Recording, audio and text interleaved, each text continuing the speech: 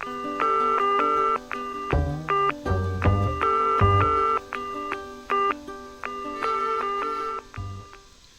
goal of this lab is to separate a one-to-one mixture of methylene blue and methyl orange via column chromatography using various solvents. You will be analyzing their ability to separate compounds based on observations, dielectric constants, and eluting power. You will also be able to draw conclusions on the relative polarity of the mixture to be separated. Before starting, protective equipment such as safe lab attire, goggles, and gloves are mandatory. To begin this experiment, the pipette columns must be assembled. In this lab, the dry packing method will be used. The diagram will help illustrate the apparatus. A small amount of cotton is added to the pipette, and using a copper wire is placed at the bottom to plug the end of the pipette. Then using a spatula, a small amount of sand is added over the plug to form a level surface. Afterwards, silica is added to fill about 3/4 of the pipette. This should be a majority of the column. A small amount of sand is added on top of the silica to help protect it. This procedure is then repeated 5 more times to have 6 pipettes total.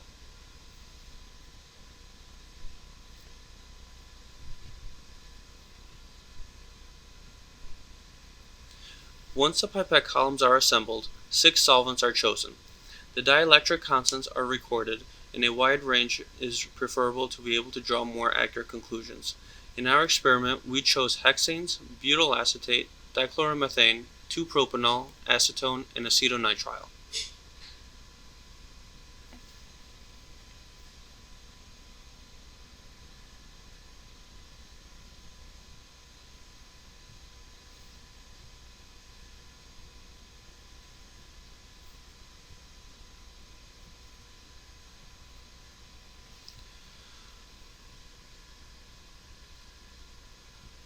Once the solvents are chosen, a few drops of the 1-to-1 dye mixture is added to the pipette column.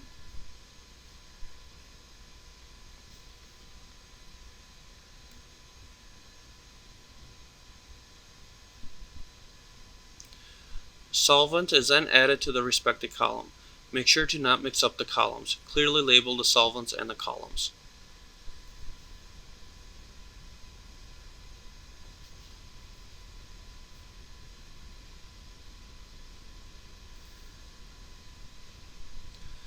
As the solvent travels down the column, record observations based on separation, efficiency, time, etc. Let's see the difference between the hexanes and acetonitrile column. Note the difference on separation as well as their dielectric constant. The methyl orange is separated out of the column, as you can see, because of the yellow color in the test tube.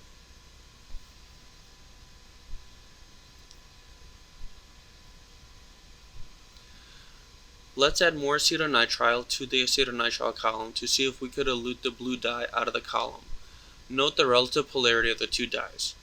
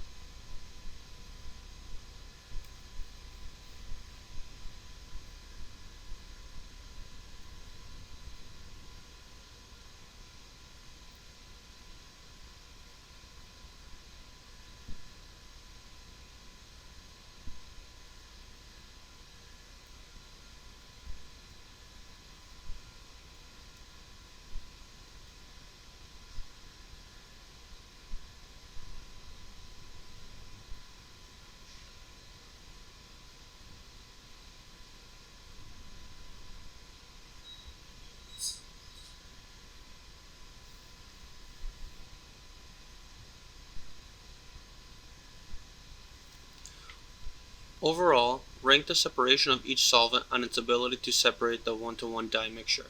You should be able to draw conclusions on each solvent based on its eluting power and to see if there is a correlation with the dielectric constants.